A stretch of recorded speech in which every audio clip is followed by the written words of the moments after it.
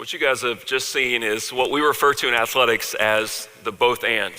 We both go after excellence in this thing that we love. We love athletics, we love our sport, we love pursuing excellence there, and we are called to pursue excellence in our relationship with Christ. It may seem like, well, that should be obvious, we just go after that, but what we see is there's actually some tension there. And what we see is we compare what we go after with what maybe is the culture in athletics, is that sometimes people see it as an either or, that you could be a Christian athlete or you could be a great athlete. You could, we'll welcome you on the team as a Christian, but we're not sure you're the one that should be taking the last shot. We'd like to have you in the locker room to help develop culture, but you might not be the one that works the hardest in the summer during our workouts, and so maybe you're viewed as less than. And we don't believe that to be true. We believe that we can go after this thing we love, we can go after this relationship with Christ, and not only are they not mutually exclusive, it also doesn't mean that one has to become less so the other can become greater. It means that as one grows, the other can grow with that. And so if you're an athlete, you've probably heard a little bit of this before. If you're not an athlete, you may be wondering, well, that's great, but I'm not in athletics, why are we talking about that today? I think that's our culture in general. And I've worked at a number of different institutions, some Christian, some not. And that stereotype that sometimes Christians may be soft, may not be strong enough, may not be aggressive enough, may not be able to go get things done. You will find when you get out of here and you go into the real world that when you get that job, that stereotype might persist there too. That they might say, oh, we like having you. You're certainly a good member of our team here with this company, but I'm not sure you're the one to go close that deal. I'm not sure that you have the ability to negotiate as aggressively as you need. I'm not sure you have the backbone to make the decisions it takes to lead an institution, to lead a corporation. And you'll find that, and of course, if you work in a Christian industry, hopefully you'll see less of that. But if you don't, you'll come up against that. And so as we consider this idea about both going after excellence in whatever it is that we love, and going after our relationship with Christ, we are united in that. This is not athletics faces this and others. We are all united in wanting to go after this. And as of, 48 hours ago, the sermon pretty much was, we're going to go after excellence. Here's the how, here's the why, here's what influencing others for Christ looks like. And let's just talk about that. But as I listened to the intro, the speaker on Monday talked about anxiety. As I came in here on Wednesday, we had our last athletic chapel of the year. We have 4 of those throughout the year. And I heard our student athletes that were upperclassmen, that they talked about, honestly, that this both and was a little harder than I thought. And I didn't really believe that I could go after this thing that I love without maybe lowering how much I cared about my relationship with Christ. Or I didn't believe that I could go after this without my sport being less. And they just described the challenges with that. And of course, they were speaking that over some younger people that were there, some of the underclassmen. But as I listened to them, I also realized there was a conflict with just pursuing excellence. And you're going to hear many times today kind of the catchphrase, you were created for excellence. But as I say it over you the first time, you may recoil. You may be like, I don't know. It's not that you're against excellence, but you may think it's for the person next to you. And you may not be sure that you were called to that. First, I would tell you that's a lie. You are called for that. You're created for excellence. But I do want to pause for a moment and just recognize that there's tension there, that I can say you were created for excellence many times, but you may not believe it. I just want to hold space for this dissonance that is in you right now. I'm hearing somebody say I'm created for excellence, but I don't feel that about myself. And while I hope that you can see it as possible today, just recognize I want to meet you where you are there. You were created for excellence. You've likely heard the verse, you were fearfully and wonderfully made. I would say that you were not fearfully and wonderfully made so you could go out and be average. You were fearfully and wonderfully made for a reason. So right now, just give a moment to consider what is it that you think keeps you from feeling like you can pursue excellence? Is it failure? Is it something that has happened that didn't go the way that you wanted? And so now you don't feel like you can go after it at all? Was it words spoken to you when you were younger or even more recently? Was it early life experiences like Megan shared a few minutes ago?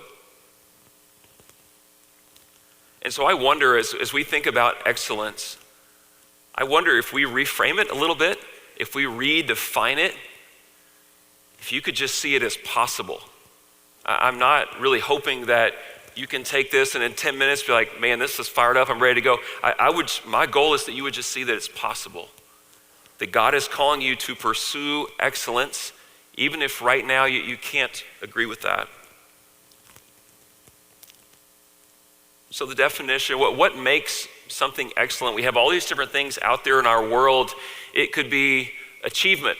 It could be, I got this job, I earned this award, something great happened. Or maybe you just look at comparison. Maybe you look at achievement like, well, I'm not doing great, but I'm doing better than that guy, so I guess I'm doing okay. What I would just say is many of those things you have no control over. So what I would suggest to you, another definition of excellence would be achieving the highest percentage of your personal God-given potential. The gifts that God has given you that are unique to you, that you are fearfully and wonderfully made, are you willing to pursue those? And that is excellence. You know, we just recently, my wife and I started watching this show called House of David. I think it's Amazon. I don't know. Somebody watched it. That's great. And you likely know this story, but we just recently passed the scene where David was anointed. And if you remember, Samuel comes and he's looking for the next king. And the stereotype of a king is a big, strong warrior. And he gets there and he looks at one of David's brothers. And Samuel actually, in this show, puts his hand on his heart. And he says, no, this isn't the one. And he goes to the next one and he says, no, God isn't choosing this person. And he goes down the line, every one of them fitting the stereotype of a king. Big, strong warriors. And he eventually gets to David, who doesn't fit the stereotype. He's small, he tends sheep, plays the harp. He has different gifts than what not only that culture, but even Samuel came expecting to find on that day. 1 Samuel 16:7 says, but the Lord said to Samuel, do not consider his appearance or his height, for I have rejected him. The Lord does not look at the things people look at. People look at the outward appearance, but the Lord looks at the heart. So I just wonder if there are times that you have deselected yourself. That you've just looked around and said, you know, I don't fit the stereotype for what excellence is in whatever this industry that you're into. Whatever that is, whatever the field you're going into, I don't look like that, I don't act like that, I'm not sure that's me, and so you've removed this potential to pursue excellence. So what is excellence? It's also being excellent in the things that matter. So what is that for you now? Again, this both and, it's taking this thing that you love, that you enjoy going after, maybe that is a sport that you love. Maybe that is music, maybe that is teaching, Maybe that is nursing. Maybe that is your major. I don't know. Whatever that is for you, when you think about excellence in your life, first, I hope you can see you in that picture, but apply both and to that. Both go after excellence with everything you have in this space and going after your relationship with Christ. It's not I go after this, then I go after this. I go after them together. I bring my relationship with Christ into this thing that I love. And then whatever that is later for you in life, in business, in your family, in your church, whatever that is, apply the both and. Go after excellence. Marry that with your relationship with Christ. So understanding excellence is just the beginning. Why and how do we go after that? Well, the first why, and I said it before, and you'll hear it a few more times, you were created for excellence. So we go after it because we were created for it. You were called to that. We perform excellently to fulfill his calling on our lives, giving our gifts back to him, and turning other people towards him as they see us. If not you, then who? Would we want to give up not only excellence, but the pursuit of excellence to our culture around us that would not turn people towards him? Why would we want to give that up? We would not. We want people to see us, see the gifts that God has given us, and be reflected to him. And the last, why do we pursue excellence? And this isn't quite as deep. Being great is just more enjoyable. Being excellent is just more fun than being average or being bad. And as you saw on the video, a lot of success, a lot of national championships and All-Americans and conference championships. We're told by the world, by their rankings, that we're in the top 2% of all NAI athletic departments by what happens as we pursue excellence. And I would say as I watch these teams and they have success and they're pursuing Christ and we're seeing lives changed, people coming to know Christ and being baptized, they enjoy their experience because they're pursuing excellence. Colossians 3:23, whatever you do, work at it with all your heart, as working for the Lord and not for men. So excellence requires more than just talent. It demands unashamed passion and perseverance and intentionality. It's not a passive outcome. It's a deliberate choice. So how do we go after it? First, we go after it unashamedly and unapologetically. Something we often say as we start describing the both and to our athletes. If you were created for excellence, do not apologize for going after excellence. You're going after what you were called to. If you're I don't know if we have any soccer players here. If we do, you'll recognize the name Mia Hamm. And she is one of the most decorated soccer players to ever come out of our country. And she had a quote back when she was playing, I believe in college. It said, never underestimate the power of being the one that cared the most. And whatever that is for you, whatever that space, that could be a sport team, that could be in your major, that could be in your small group, in your family, whatever that is, that care that's represented in passion, that then shows up in a pursuit of excellence, it matters. People see that. So if you're created for excellence, and I believe that you are, and you can believe it even just a little bit, go after it unashamedly. How do we go after it? Without fear of failure. We know in 2 Timothy chapter 1:7 tells us, for the Spirit God gave us does not make us timid, but gives us power, love, and self-discipline. I'm old enough that I've failed a lot. That's just a part of life.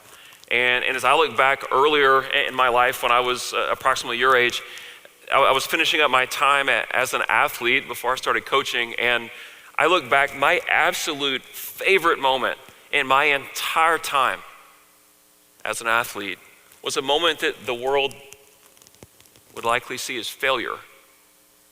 1995, yes, 30 years ago, it was leading up towards the Atlanta Olympics, and I had the opportunity to try out for the Olympics, try out for the national team in my sport.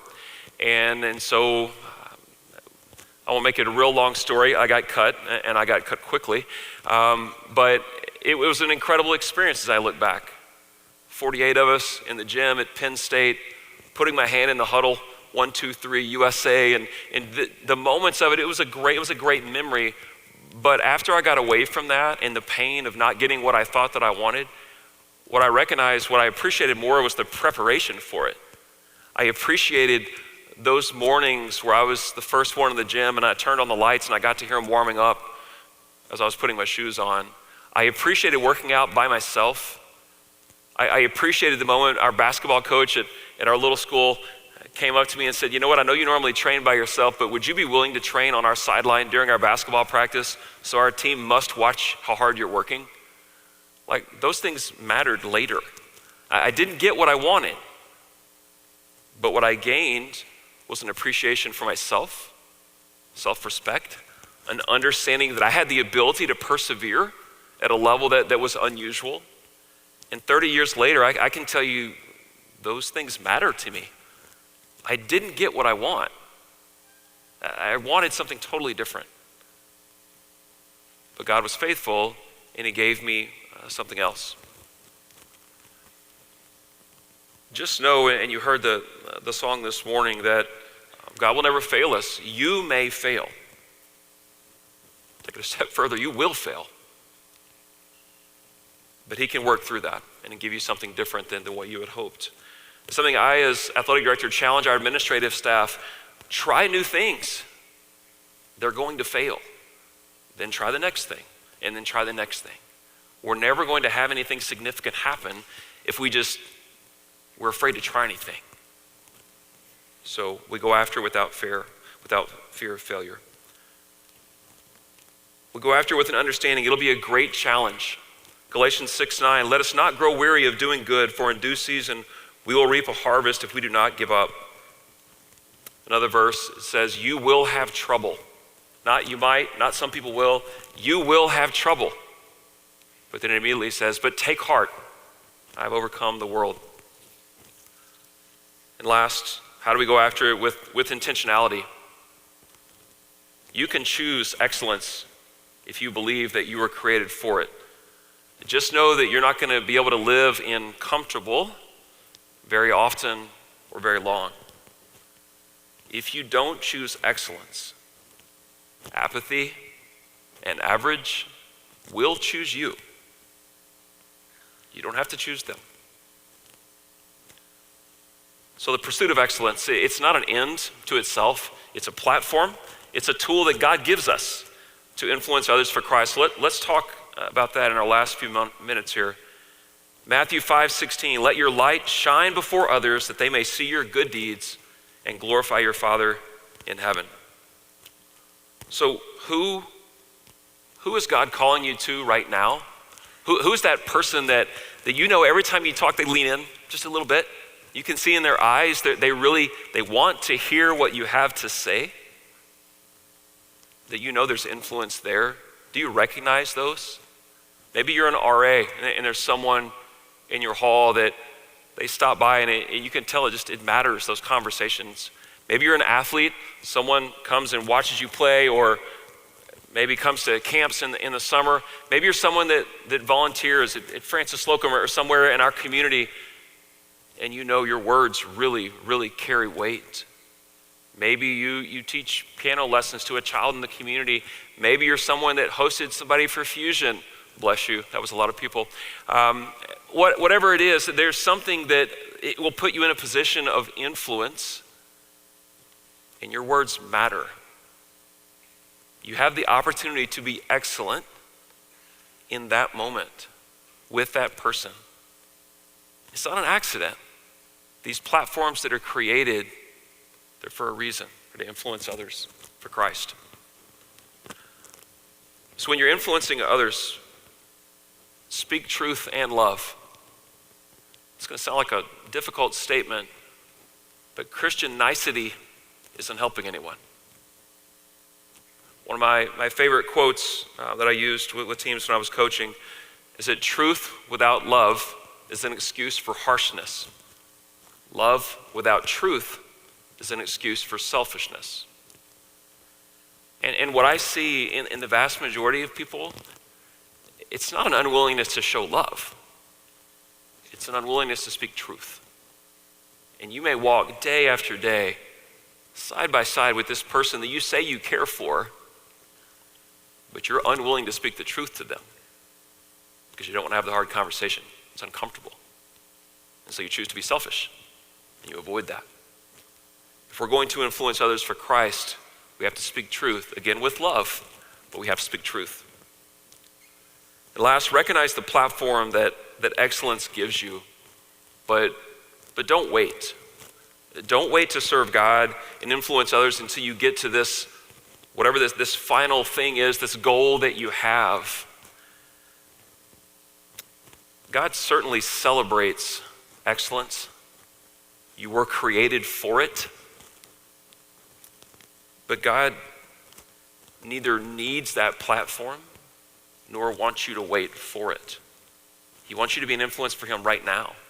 Don't wait until you're a CEO or you're an Olympian or until you're a veteran teacher or until whatever that thing is that you have in your mind, that's when I'll be able to influence. You can influence right now. Last verse I'll share with you, and you've likely heard it before. 1 Timothy 4:12, don't let anyone look down on you because you are young, but set an example for the believers in speech and conduct and love and faith and in purity. So you can, through God's strength, pursue and achieve excellence. You were created for excellence. You were created for excellence. You were created for excellence. Now you get to decide to pursue it or not. Let's pray. Lord, thank you for this morning. Thank you for being a holy and excellent God. Thank you for giving us gifts that are clearly from you. Lord, I pray that, Lord, this morning as we recognize your calling on our lives, as we recognize the gifts that you have given us, Lord, I pray that we'll give them back to you in the form of pursuing you and pursuing these other areas in our life that you have called us to, that we can choose to pursue excellence in both areas. Lord, I pray that you'll give us courage to do that. Lord, I pray that at all times we will recognize we can only do this through your strength, and we do this to give you glory. We love you. We ask this in your name. Thank you, guys. You're dismissed.